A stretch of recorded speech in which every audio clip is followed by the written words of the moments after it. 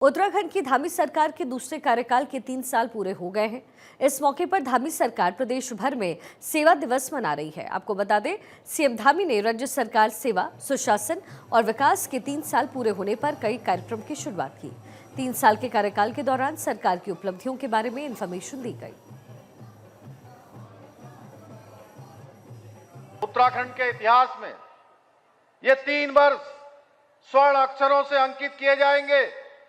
आदरणीय प्रधानमंत्री नरेंद्र मोदी जी के मार्गदर्शन और उनके सहयोग से, उनकी प्रेरणा से हमारी सरकार ने पिछले 3 वर्षों में जहां एक और शिक्षा के क्षेत्र में, स्वास्थ्य के क्षेत्र में, परिवहन के क्षेत्र में, खेल, पेयजल और हवाई कनेक्टिविटी सहित सभी प्रमुख क्षेत्रों में इंफ्रास्ट्रक्चर को मजबूत करने की दिशा में तेजी से काम किया है, वहीं प्रदेश में विभिन्न क्षेत्रों में 30 से भी अधिक नीतियां बनाकर उत्तराखंड के सर्वांगीण विकास का एक रोड मैप तैयार कर नई योजनाएं लागू की है।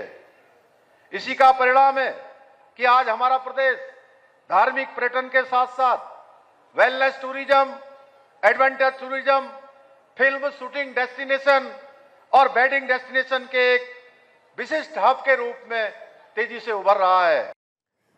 हरीश थपलियाल मेरे सहयोगी इस समय हमारे साथ कनेक्टेड है। हरीश, उत्तराखंड में ये पूरा जो कार्यकाल रहा है सीएम पुष्कर सिंह धामी का, उसमें बहुत सारे काम हुए हैं और खास तौर पर यूनिफॉर्म सिविल कोड को लेकर के जो काम धामी सरकार ने किया है वो बड़ा सराहनीय भी रहा है। लेकिन आगे का रोड मैप किस तरीके से सरकार तय कर रही है?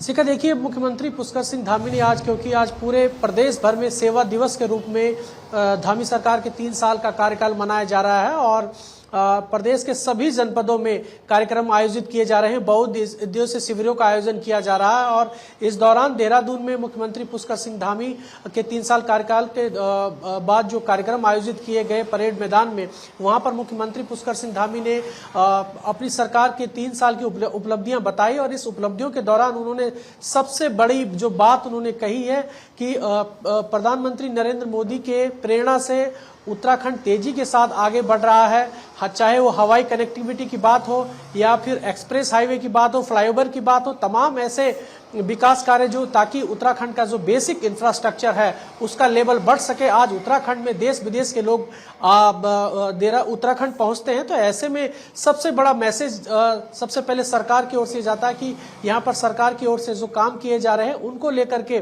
संदेश पूरे देश भर में जाता है। तो मुख्यमंत्री पुष्कर सिंह धामी ने सबसे बड़े जो मैसेज पूरे देश दुनिया को दिया है वो सबसे बड़ा मैसेज यूसीसी है और समान नागरिक संहिता जिसकी गंगोत्री उत्तराखंड से बही है, ये पूरे देश भर के लिए मिसाल के तौर पर लिया जा रहा है। और इसके बाद सबसे ज्यादा जो महत्वपूर्ण है, पिछली सरकारों में देखने में आता था कि जो प्रतियोगी परीक्षाओं के स्टूडेंट हैं उनको नकल माफिया यहाँ पर सक्रिय थे। अब ऐसे में जब से धामी सरकार को प्रदेश के लोगों ने कह सकते हैं कि सत्ता में बिठाया है, उसके बाद यहाँ पर प्रदेश सरकार ने नकल विरोधी कानून यहाँ पर सरकार की ओर से लाया गया है, जो एक बड़ी पहल मानी जा रही है। इसके साथ साथ सशक्त भू कानून, जो पिछले 25 सालों से उत्तराखंड की मांग रही है कि उत्तराखंड की जमीनों को खुर्द-बुर्द किया जा रहा है, ऐसे में सरकार ने एक बड़ा निर्णय लिया है। सशक्त भू कानून को लेकर के धामी सरकार लेकर के आई है। तमाम ऐसे फैसले जो सीएम पुष्कर सिंह धामी ले रहे हैं, आज उन्होंने अपने संबोधन में पूरे प्रदेश की जनता को संबोधित किया। इसका लाइव प्रसारण प्रत्येक तहसील मुख्यालयों, जिला मुख्यालयों में देखा गया है और मुख्यमंत्री पुष्कर सिंह धामी ने आज इस दौरान सबसे बड़ी घोषणा इस बात की है कि करीब 25,000 से ज्यादा यहाँ पर उपनल कर्मचारी है। उपनल यानी कि उत्तराखंड पूर्व सैनिक कल्याण निगम लिमिटेड, उपनल के तहत संविदा कर्मियों को यहाँ पर उन्होंने कहा कि इनका समायोजन राजकीय विभागों में होगा, सरकारी विभागों में होगा। उसके लिए हमारी सरकार एक ठोस नीति बनाने जा रही है। इसके अलावा सरकार ने कहा है कि जो स्थानीय ठेकेदार होंगे, जो स्थानीय कॉन्ट्रैक्टर होंगे, उनको 10 करोड़ तक तक का काम यहाँ पर दिया जाएगा, यानी कि स्थानीय लोगों को यहाँ पर तरजीह दी जा रही है। इसके साथ साथ मुख्यमंत्री पुष्कर सिंह धामी ने कहा कि जो प्रतियोगी परीक्षाओं की तैयारी कर रहे बच्चे हैं उनको सरकार की ओर से आर्थिक सहायता दी जाएगी और निःशुल्क उनको प्रशिक्षण दिया जाएगा।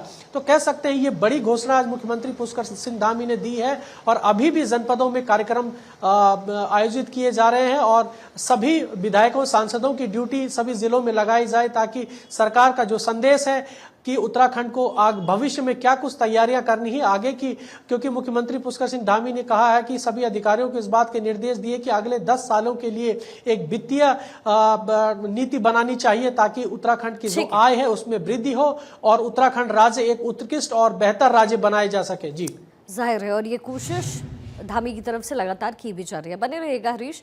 इसी बीच सीएम पुष्कर सिंह धामी ने बड़ा ऐलान भी किया है।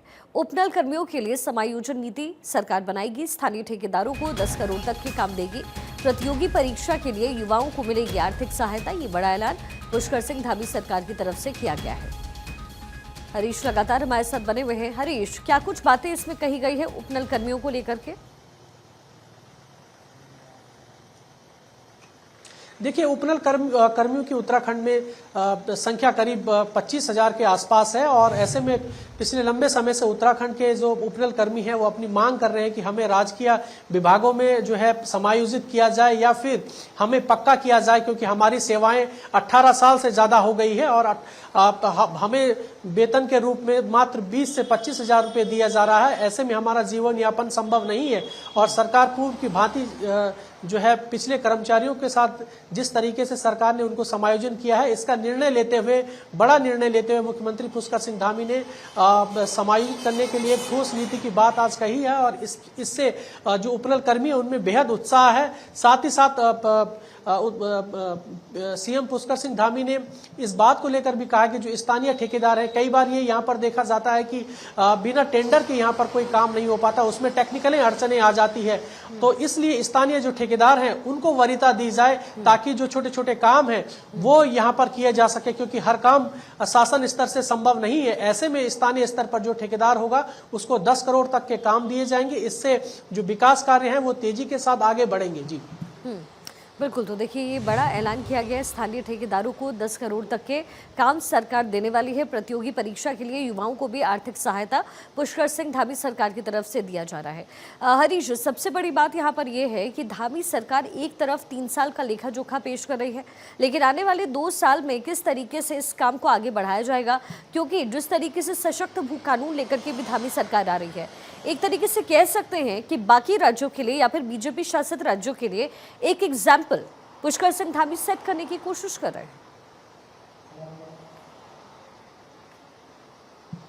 शिखा, देखिए, यूसीसी एक बड़ी मिसाल के तौर पर यहाँ उत्तराखंड में देखी जा रही है और बाकी राज्य इसका अनुसरण भी कर रहे हैं। तमाम एक्सपर्ट उत्तराखंड के अधिकारियों से अनुसरण भी कर रहे हैं। ऐसे में सबसे महत्वपूर्ण बात यह है कि मुख्यमंत्री पुष्कर सिंह धामी ने कहा कि अधिकारियों को इस बात के निर्देश दिए गए कि आने वाले 10 सालों में, 2 साल नहीं बल्कि आने वाले 10 सालों में उत्तराखंड की जो वित्तीय स्थिति है उसमें इजाफा हो सके, आय के जो सोर्सेज हैं वो यहाँ पर बढ़ाए जा सके, क्योंकि यहाँ पर सबसे ज्यादा नेचुरल रिसोर्सेज भी हैं, क्योंकि जिस तरीके से देवभूमि यहाँ पर जड़ी बूटियों का बेहद संभावनाएं हैं और ऐसे में जो उद्यान विभाग है, जो हॉर्टिकल्चर डिपार्टमेंट है, उनके वरिष्ठ अधिकारियों को इस बात के निर्देश दिए गए हैं कि किसी भी तरीके से उत्तराखंड की जो वित्तीय स्थिति है उसमें इजाफा हो, उसमें तरक्की हो और इसका रोड मैप बनाया जाए और सभी अधिकारियों को इस बात के निर्देश दिए गए हैं कि ताकि उत्तराखंड की आय अधिक से अधिक हो, क्योंकि यहाँ पर जो संसाधन है, सीमित संसाधन है, इन संसाधनों को बढ़ाना होगा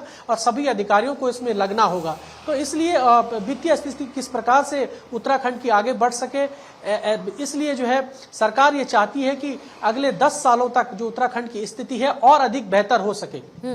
बिल्कुल हरीश, बने रहिएगा। अच्छा, इसी बीच पुष्कर सिंह धामी ने क्या कुछ कहा, जरा आपको वो भी सुनवा देते हैं। प्रदेश के नौजवानों के लिए, प्रदेश के हमारे ऐसे विद्यार्थी छात्र जो प्रतियोगी परीक्षाओं की तैयारी कर रहे हैं, विद्यार्थियों और स्नातक डिग्री प्राप्त युवाओं को परीक्षाओं की तैयारी और रोजगारपरक कौशल सीखने के लिए राज्य सरकार न केवल आर्थिक सहायता प्रदान करेगी बल्कि उनके प्रशिक्षण के लिए एक समर्पित मंच भी उपलब्ध कराया जाएगा। इस योजना के नियम और नीति तय करने हेतु एक उच्च स्तरीय समिति का गठन किया जाएगा। राज्य में कार्यरत उपनल एवं संविदा कर्मी लंबे समय से मांग कर रहे हैं कि सरकारी विभागों में रिक्त पदों के अनुसार उन्हें नियमित किया जाए। उनकी इस न्याय संगत मांग की पूर्ति हेतु हम शीघ्र ही एक ठोस नीति तैयार करेंगे। प्रदेश में जनता से मिल रहे सुझावों के आधार पर स्थानीय ठेकेदारों को सरकारी कार्यों में प्राथमिकता देने की मांग लगातार उठ रही है। इसे ध्यान में रखते हुए राज्य सरकार ये सुनिश्चित करेगी कि 10 करोड़ रुपए के सरकारी कार्य केवल और केवल प्रदेश के स्थानीय ठेकेदारों को ही दिए जाएं। आज उत्तराखंड सरकार के 3 साल पूरे होने पर सीएम धामी ने कई कार्यक्रम का आयोजन किया है। इस दौरान सीएम फिट इंडिया अभियान में शामिल हुए।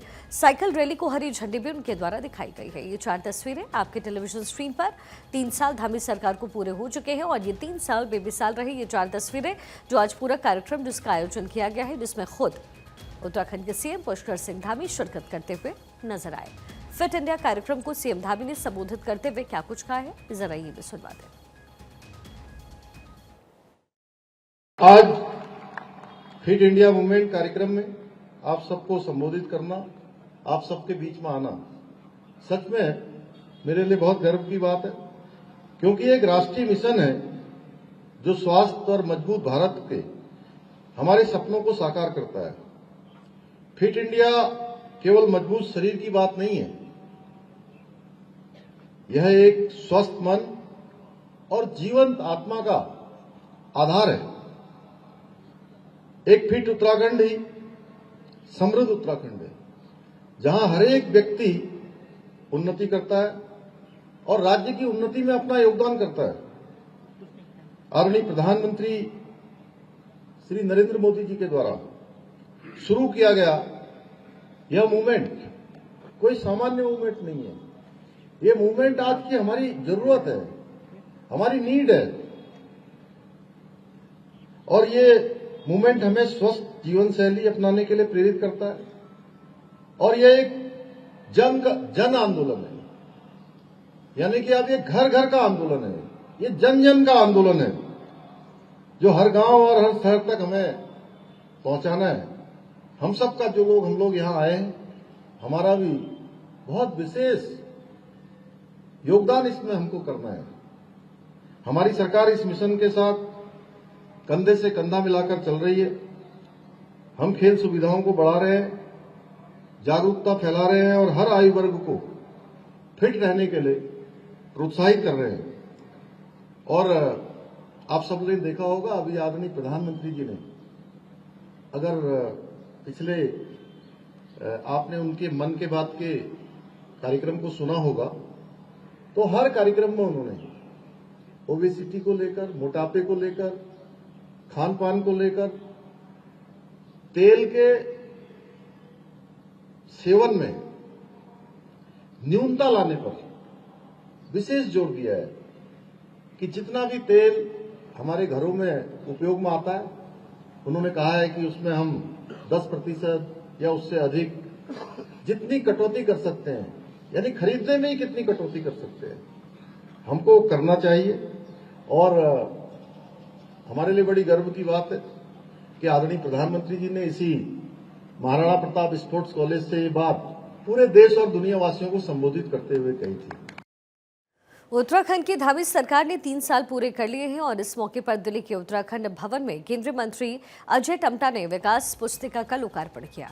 इस कार्यक्रम में रेजिडेंट कमिश्नर अजय मिश्रा, सूचना अधिकारी कुंदन सिंह समेत काफी लोग मौजूद रहे और इस दौरान केंद्रीय मंत्री अजय टम्टा ने भारत 24 से खास बातचीत की। इस दौरान उन्होंने कहा कि प्रदेश लगातार विकास कर रहा है, पीएम मोदी के मार्गदर्शन में प्रदेश आगे बढ़ रहा है। उत्तराखंड सरकार ने 3 साल पूरे कर लिए हैं। हमारे साथ बात करने के लिए मौजूद हैं केंद्रीय सड़क परिवहन राजमार्ग मंत्री अजय टम्टा। अजय भाई, बहुत बधाई। कई कानून रहे, खास करके भू कानून और यूसीसी, जो कि राष्ट्रीय अगर परिप्रेक्ष्य में देखा जाए तो वो भी काफ़ी महत्वपूर्ण है। मैं माननीय पुष्कर धामी जी को बहुत बधाई देता हूं, बहुत शुभकामनाएं देता हूं कि जिस प्रकार से सेवा, सुशासन और विकास के 3 वर्षों के आज के इस कार्यक्रम में आज उनको बहुत बधाई है। जिस प्रकार से जो चुनाव के समय वादे किए गए थे उसमें से 70% काम को हमने पूरा कर लिया है माननीय मुख्यमंत्री जी के नेतृत्व में 3 वर्षों में। अब 30% काम हमारे को 2 वर्ष में और करना है, उसको भी पूरा कर लिया जाएगा, इसलिए इसकी बधाई है।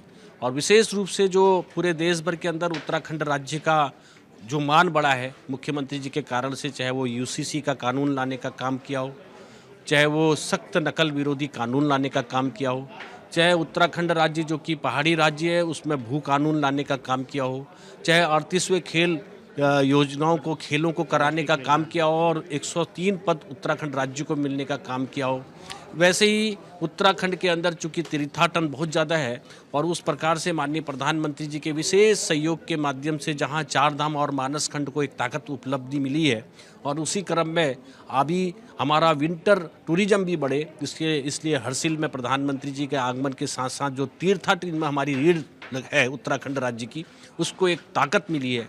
और जो हमारा रिवर्स प्लान हो रहा है, लोग वापस अपने अपने रोजगार की तरफ, अपने गांव की तरफ जा रहे हैं, उसका बहुत भरपूर लाभ हमको मिल रहा है। वहीं अभी हमको रोपवे विशेष रूप से माननीय प्रधानमंत्री जी ने उसको कैबिनेट में ला करके उत्तराखंड राज्य को एक बड़ा तोहफा, चाहे वो केदारनाथ रोपवे का हो, चाहे गोविंद घाट से गोविंद धाम का हो, ये हमको मिला है। इसलिए मैं मुख्यमंत्री जी के नेतृत्व में लगातार प्रदेश आगे बढ़ रहा है। चाहे वहाँ उद्योग वापस इन्वेस्टर समिट के माध्यम से वहाँ इन्वेस्टमेंट कर रहे हैं, लोग वहाँ रोजगार कर रहे हैं, इसलिए 3 वर्ष उपलब्धि भरा है और ऊर्जा भरा हुआ है। तो इसके लिए विशेष रूप से मुख्यमंत्री जी को बधाई और शुभकामनाएं। और अब खबर हरिद्वार से है, जहां पर कांग्रेस ने सम्मान समारोह का आयोजन किया। इस मौके पर पूर्व मुख्यमंत्री हरीश रावत ने नगर निगम का चुनाव लड़ाने वाले कांग्रेस प्रत्याशियों को सम्मानित किया। हरीश रावत ने कहा कि इस तरीके के सम्मान कार्यक्रम से कांग्रेस नेताओं का उत्साह बढ़ता है।